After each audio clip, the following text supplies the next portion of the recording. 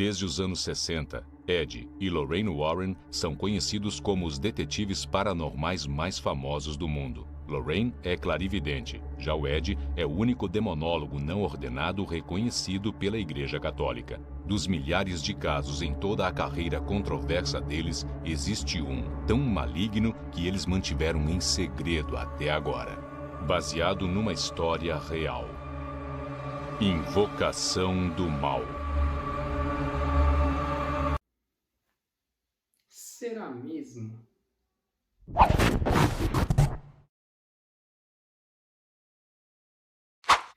E aí galera, Padrinho que vos fala, sejam muito bem-vindos ao primeiríssimo vídeo do canal. E o quadro que eu escolhi para ser de estreia se chama Aumenta, mas não inventa. Quadro esse onde eu trago para vocês um filme baseado em fatos reais e a gente dá uma passeada aqui pela história, vendo o que de fato é real ou o que foi inventado para o filme. Bora lá? E trazendo aqui para vocês hoje os 3 filmes principais da saga Invocação do Mal.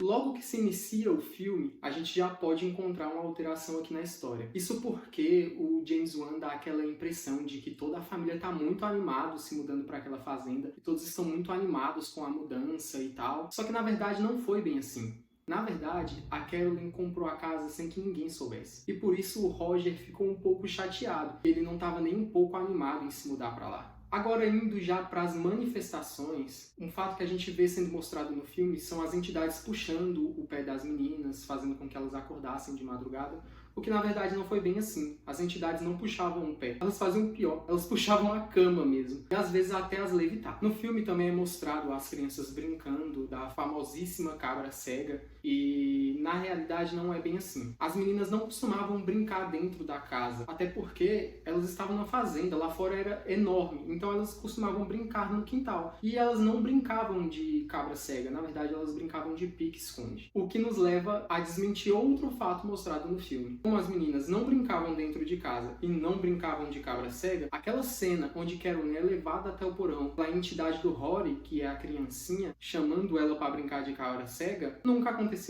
Oi, quer brincar de cabra cega? No filme, o Roger é apresentado pra gente como um caminhoneiro, mas na realidade ele era um comerciante de joias e ele tinha clientes por todo o país e é por isso que ele viajava tanto, e não porque ele era caminhoneiro. A Carolyn, que é a mãe da família, né, ela foi a que mais sofreu com tudo aquilo que estava acontecendo. Com o tempo, ela parecia estar definhando, parecia estar bem mais velha do que ela era na realidade, e até o vocabulário dela havia mudado, então ela falava como se ela fosse de outra época. No filme, até nos é mostrado que a Carolyn não tá bem, que ela tem algumas coisas pelo corpo e que ela não tá legal, mas nada tão real quanto o que aconteceu. O filme passa pra gente que a entidade mais perigosa e mais violenta que vivia na fazenda era a Bathsheba, que inclusive é a grande entidade vilã do filme. Mas, na real, não era ela. Ela nem sequer se enforcou na árvore lá fora. O curioso é que os Perron, que é a família, né, que vivia lá na fazenda, fala que Bathsheba era, na verdade, a entidade menos perigosa que tinha naquela casa. E ela quase não os incomodava. Passa o zap! Acredita-se que Bathsheba foi acusada de bruxaria porque uma criança que estava sob os cuidados dela foi encontrada morta com uma agulha na cabeça. E vamos combinar que realmente é um jeito muito estranho de encontrar uma criança morta. Mas de todo modo não há provas de que foi Bathsheba que fez aquilo. Quem morreu enforcada na propriedade foi uma senhora de 93 anos, conhecida como Senhora Arnold. E ela sim era a entidade que mais incomodava Carolyn. Outro fato que também sofreu alterações para o filme foi o fato dos relógios pararem. No filme é mostrado pra gente que os relógios param todos os dias às 3h07 da madrugada. Mas os Perron já confirmaram que na verdade os relógios paravam às 5h15 e não às 3h07. No filme também é mostrado que é a Carolyn que vai atrás dos Warren, o que não aconteceu na realidade. A família nunca chegou a convidá-los a ir à casa e nem sequer conhecia eles. O que a família acredita que tenha acontecido é que algum dos vizinhos tenham chamado os Warren para investigar o local, porque ao contrário do que é mostrado no filme, aquilo não era um segredo. Os vizinhos sabiam o que acontecia na propriedade. Durante a história é apresentada algumas entidades pra gente, porém a família Perron já afirmou que na real haviam 12 entidades vivendo na fazenda. Voltando aos Warren, eles mais pioraram as coisas do do que de fato ajudaram. Isso porque eles levaram toda uma equipe investigativa para lá e junto com eles levaram uma médium.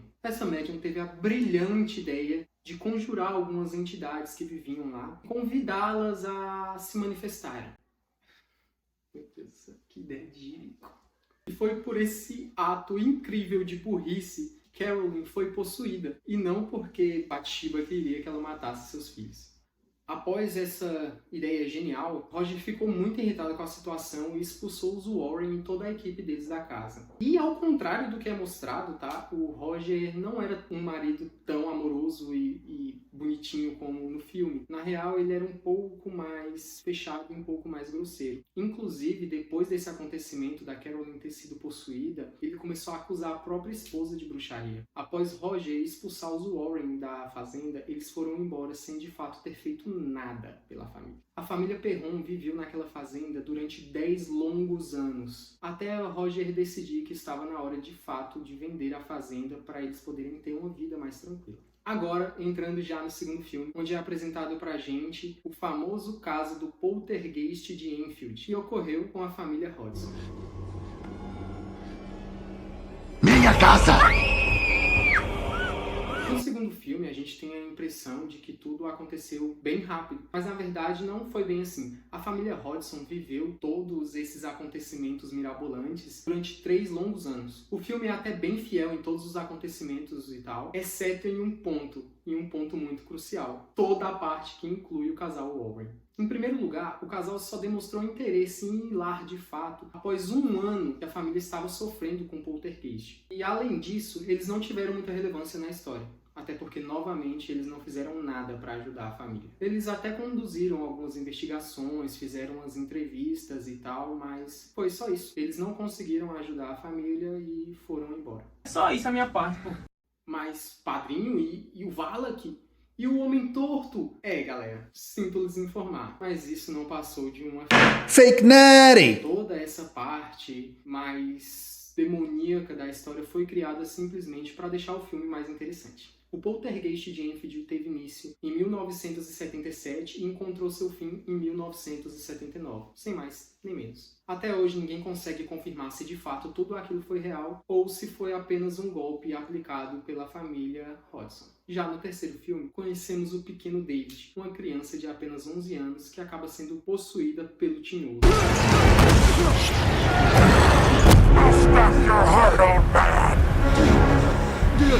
Assistindo ao terceiro filme, a gente tem uma impressão de que a possessão de David é só mais uma possessão como várias as outras, mas na realidade não. Durante as investigações dos Warren, no caso, foi descoberto que David tinha nada mais, nada menos do que 43 entidades dentro do seu peito. Toda aquela parte em que mostra o Arne Johnson, o irmão da namorada de David, desafiando o demônio, que na verdade eram demônios, no plural, a saírem do corpo da criança e possuírem ele próprio, é bem fiel e de fato aconteceu. Leave him alone! I can't play!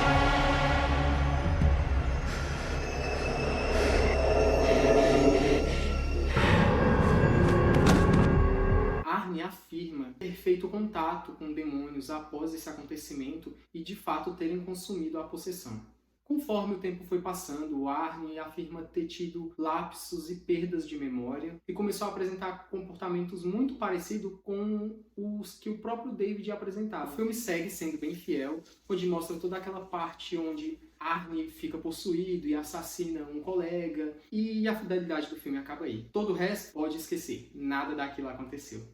Era tudo mentira! Era. Ah, não, pera.